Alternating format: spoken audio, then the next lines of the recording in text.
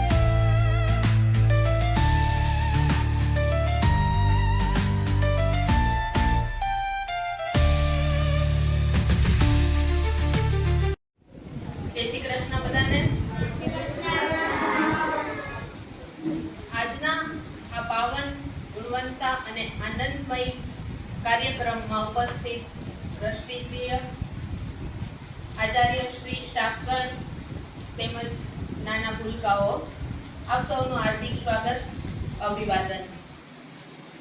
ગુજરાત સરકારના શિક્ષણ ક્ષેત્રે મહાકુંભનો એક આપણે અમી ઘૂંટડો કહીએ તો એ છે પ્રવેશોત્સવ।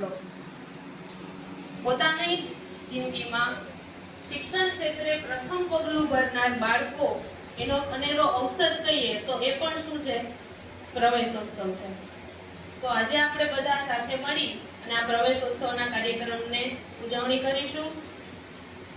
તો સૌપ્રથમ એક નવી સવાર, એક નવી શરૂઆત, નવા સપના, નવો ઉમંગ અને નવી વાત। તો ચાલો ઉજવીએ શિક્ષણનો આવકારી આપણા રાષ્ટ્રના ઉજ્જવળ ભવિષ્યને।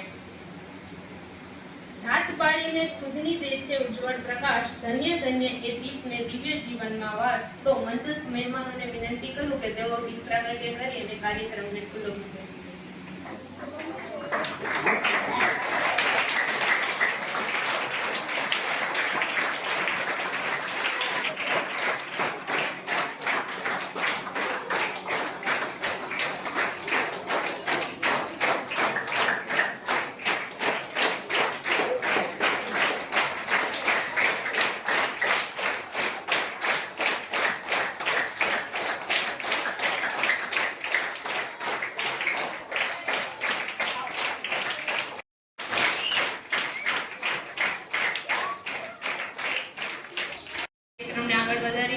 પ્રાર્થના એ મનને શાંતિ આપે છે અને આત્માને શક્તિ આપે છે અને જીવનને સાચી દિશા આપે છે। તો આપણે બધા સમૂહગાન, પ્રાર્થનાનું સમૂહગાન કરીશું। તો બે હાથ જોડી આપણું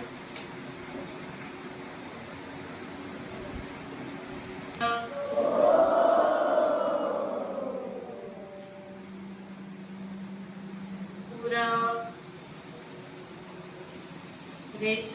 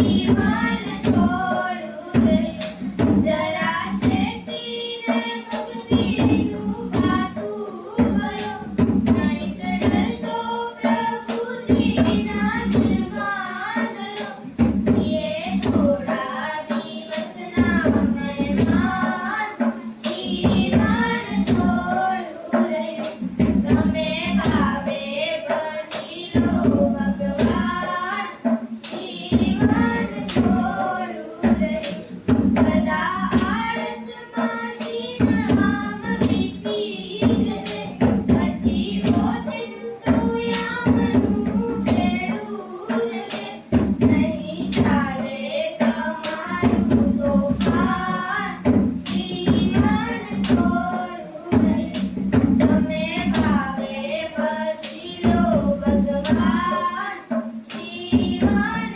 થોડું રહ્યું કંઈક આત્માનું કરજો કલ્યાણ જીવન થોડું રહ્યું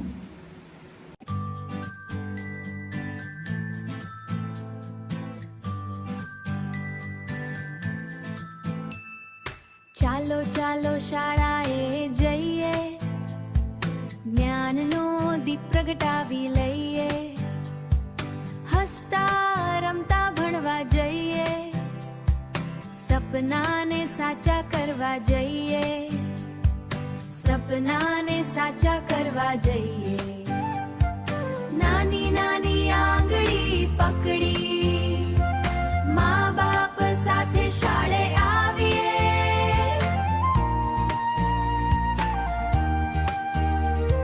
શિક્ષકના પ્રેમાળ સ્નેહથી જ્ઞાનનું અમૃત પીતા જઈએ પુસ્તક પેન અને રંગીન સપના જીવનમાં નવી આશા લાવે શિક્ષણ સંસ્કાર અને સદ્ગુણોથી જીવનને સુંદર માર્ગ બતાવે જીવનને સુંદર માર્ગ બતાવે નાની નાની આંગળી પકડી મા બાપ સાથે શાળે આવીએ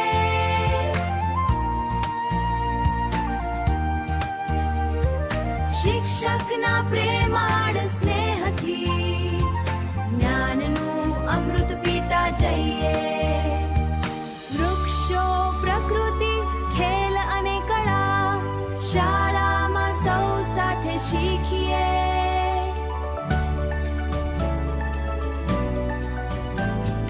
ટેકનોલોજી સાથે આગળ વધી નવા યુગમાં ઊંચા ઉડીએ ચાલો આજે સંકલ્પ કરીએ ભણતરથી દેશનું ગૌરવ વધારીએ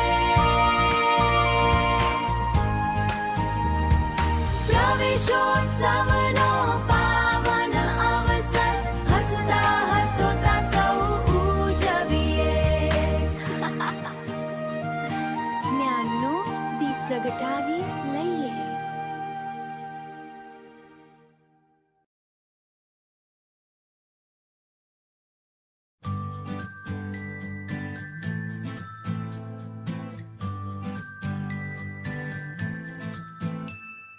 ચાલો ચાલો શાળાએ જઈએ જ્ઞાનનો દીપ પ્રગટાવી લઈએ હસતા રમતા ભણવા જઈએ સપનાને સાચા કરવા જઈએ સપનાને સાચા કરવા જઈએ નાની નાની આંગળી પકડી મા બાપ સાથે શાળે આવીએ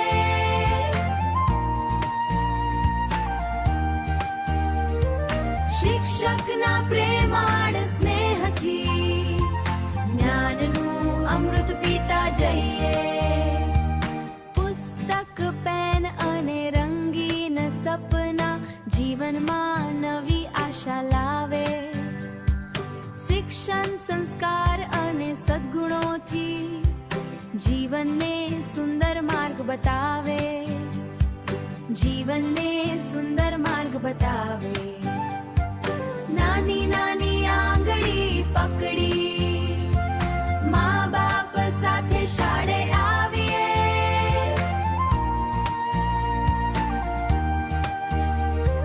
શિક્ષકના પ્રેમાળ સ્નેહથી જ્ઞાનનું અમૃત પીતા જઈએ.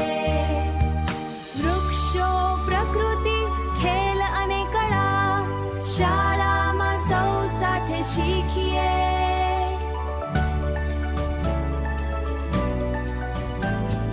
ટેકનોલોજી સાથે આગળ વધી નવા યુગમાં ઊંચા ઉડીએ. ચાલો આજે સંકલ્પ કરીએ, ભણતરથી દેશનું ગૌરવ વધારીએ. પ્રવેશોત્સવનો પાવન અવસર હસતા હસોતા સૌ ઉજવીએ. જ્ઞાનનો દીપ પ્રગટાવી લઈએ.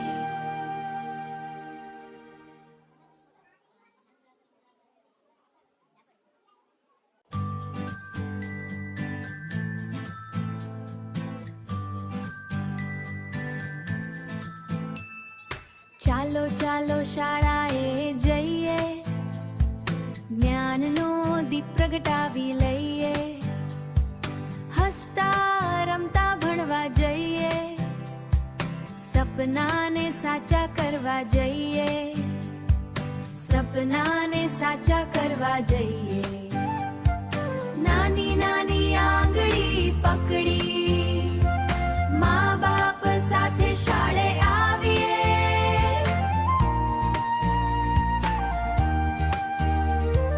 શિક્ષકના પ્રેમાળ સ્નેહથી જ્ઞાનનું અમૃત પીતા જઈએ. પુસ્તક, પેન અને રંગીન સપના જીવનમાં નવી આશા લાવે. શિક્ષણ, સંસ્કાર અને સદ્ગુણોથી જીવનને સુંદર માર્ગ બતાવે. જીવનને સુંદર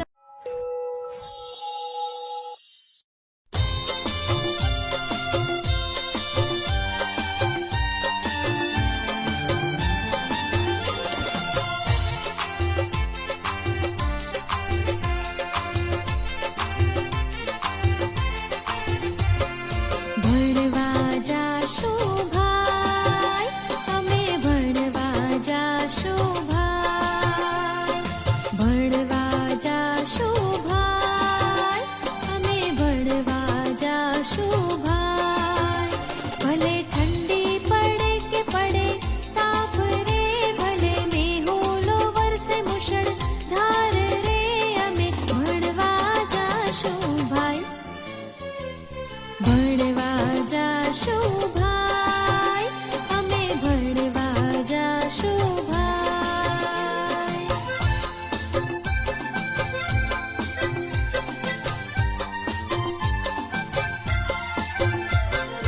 નાહી લઈશું, ધોઈ લઈશું, જાશું ભેરુની સંગાથ રે. જાશું ભેરુની સંગાથ. વહેલા નહીં, મોડા નહીં, સમયસર જાશું ભાઈ રે, અમે ભણવા જાશું ભાઈ.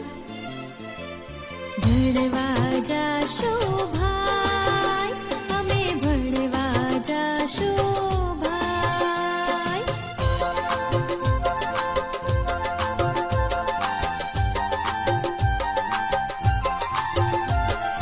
સફાઈ કરશું, પ્રાર્થના રે કરશું, ગાશું રૂડા ગીત રે, અમે ગાશું રૂડા ગીત. એકડો શીખશું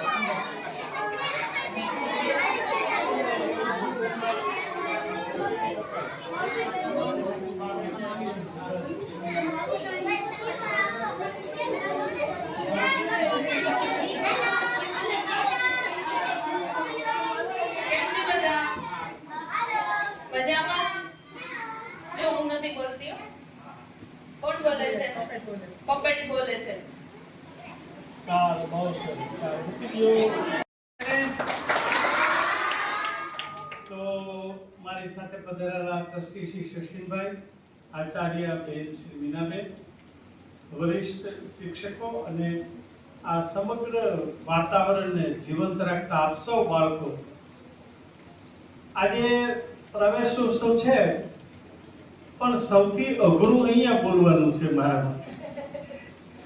કારણ કે પલાણ સાહેબની નવલકથા હું વિશે ચર્ચા કરવી વિદ્વજનોની સામે એ છે પડે શશીનભાઈ, આની સામે અઘરું પડે. એક વાર્તા કહું તમને, કરો વાર્તા. એક ગામ હતું અને એ જે ગામ હતું ને એ ગામમાં બધાને જે સરપંચ હતા ને એને નક્કી કર્યું કે આપણે બહુ મોટી મૂર્તિ બનાવવી છે અને એ મૂર્તિ આપણે બધી બનાવી છે એ બધાએ સોનાના સિક્કાની મૂર્તિ બનાવી છે. તો બધા પાસે ગામમાં જે પૈસાદાર હતા એ બધાએ કે ચાકો બનાવીએ, અમે તમને સોનાનો સિક્કો આપશું.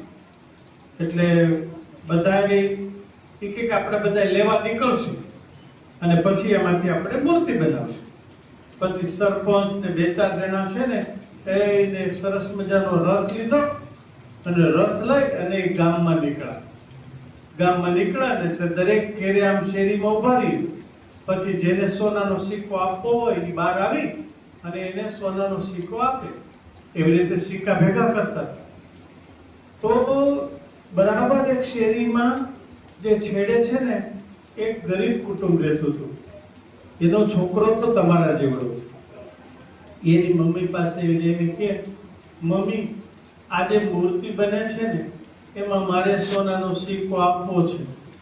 મમ્મી કે બેટા આપણી પાસે સોનાનો સિક્કો નથી પણ આપણી પાસે લોટાનો સિક્કો છે, તારે આપવો હોય તો આપ. એટલે 1 રૂપિયાનો સિક્કો લીધો ને અને ઈ દેવા માટે ગયો અને કે કાલ્યો આ સિક્કો. તે પેલા જે ભેગા કરતા હતા ને એને જોયું, આ તો બધા સોનાના સિક્કા આપે છે, આ લોખંડનો સિક્કો નહીં ચાલે. તો છોકરો નિરાશ થઈ ગયો કે મારી પાસે સોનાનો સિક્કો નથી, તમે લઈ લો ને. તો કે નહીં, નો લીધો. બાળક છે ને એ તો સિક્કો લઈ ને ઘેરે વયો ગયો, એની મમ્મીને પાછો દઈ દીધો કે મારો સિક્કો ન લીધો. તો કે કઈ નહીં બેટા, એમાં ઓલું નહીં, આમ તેમ બધે સમજાવી દીધું. પછી પેલા બધા સોનાના સિક્કામાંથી પછી એને ઓગાળી અને સોનીએ મૂર્તિ તૈયાર કરી અને પછી મૂર્તિને ઢાંકી દીધી. એકદમ ભગવાનની મૂર્તિ, ભગવાન આમ હસતા હોય એવી મૂર્તિ હતી. તો સોનીએ પેલા બનાવી અને આમ ઢાંકી દીધી અને નક્કી કર્યું કે એક દિવસ આપણે નક્કી કર્યો એ બધા દિવસે આવી અને પછી મૂર્તિને આપણે ખોલી નાખશું. એટલે બધા ગામ આસપાસમાં લોકો આ તે બધા ભેગા થયા અને બધાની હાજરીમાં એને આ મૂર્તિ મૂકી હતી ઊંચા સ્ટેજ ઉપર. કેમ અહીંયા હોય એવી રીતે મૂર્તિ મૂકી અને પછી જ્યારે આવી રીતે આમ કરીને કરું ને તો એ મૂર્તિ છે ને રડતી મૂર્તિ હતી, હસતી મૂર્તિ હતી. તો પેલા લોકો તો સોનીને કહેવા માંડ્યા, આવી કેવી મૂર્તિ બનાવી, હસતી મૂર્તિ બનાવવી જોઈએ, આ મૂર્તિ તો રડતી મૂર્તિ છે, જો આવી મૂર્તિ હોત. સોનીએ કીધું કે મેં તો હસતી મૂર્તિ જ બનાવી હતી, આવી મૂર્તિ કેમ થઈ ગઈ મને ખબર નથી. એ પણ આવ્યો અને બધાએ પગે લાગીને કીધું કે ભાઈ અમારો વાંક શું, આ કેમ રડતા કેમ રડો છો તમે? ત્યારે ભગવાન અંદરથી બોલ્યા કે તમે પેલા બાળકનો સિક્કો નથી લીધો, ભલે એનો લોખંડનો સિક્કો હતો પણ પ્રેમથી એને આપ્યો હતો, એ સિક્કો તમે ન લીધો. એટલે હજી તમે જાઓ અને એ બાળક પાસેથી સિક્કો લઈ અને સિક્કાને મારા માથા ઉપર મૂકો, ત્યારે થશે.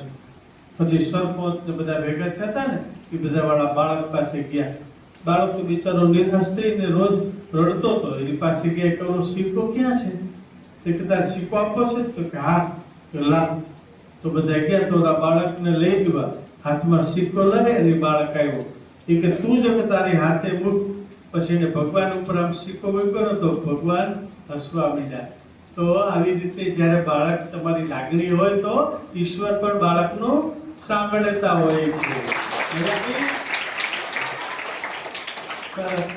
તો આજે તમે આવ્યા છો એનો આનંદ છે બહુ. આનંદથી રહેજો. એકબીજાના બેનપણીઓ મિત્રો આમ બધા બનાવી અને બાકી તો આ બધા અહીંયા છે બધા મિત્રો ધ્યાન રાખે જ છે તમારું.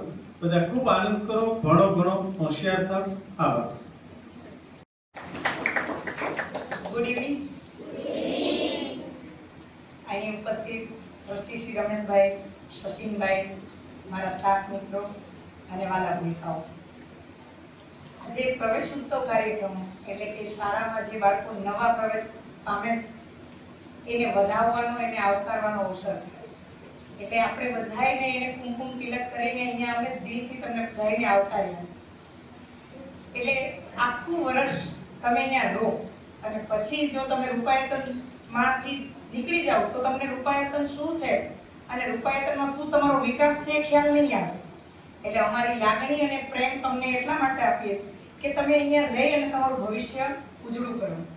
અને બાળકોને આવકારવા માટે અહીં આવેલા અમારા ટ્રસ્ટી, તમારો ખૂબ આભાર. આમ તો એ આપણા પરિવારના જ સભ્ય છે એટલે એનો આભાર ન હોય, પણ એ આવે અને બાળકોને ગમે અને બાળકોનો આનંદ બેવડાય એટલા માટે અવારનવાર આવતા રહો અને બાળકોનો આનંદ વધારતા રહ્યો. એટલા માટે તમારા સૌનો આભાર. આ કાર્યક્રમને સફળ બનાવનાર અમારા શિક્ષક મિત્રો, બંને બહેનો અને ભાઈઓ, એનો પણ ખૂબ આભાર. અને તમે જે કાર્યક્રમ શાંતિથી નિહાળ્યો છે એટલા માટે તમારા સૌનો ખૂબ આભાર. જીવનમાં ખૂબ પ્રગતિ કરો અને આગળ વધતા રહો. ધન્યવાદ.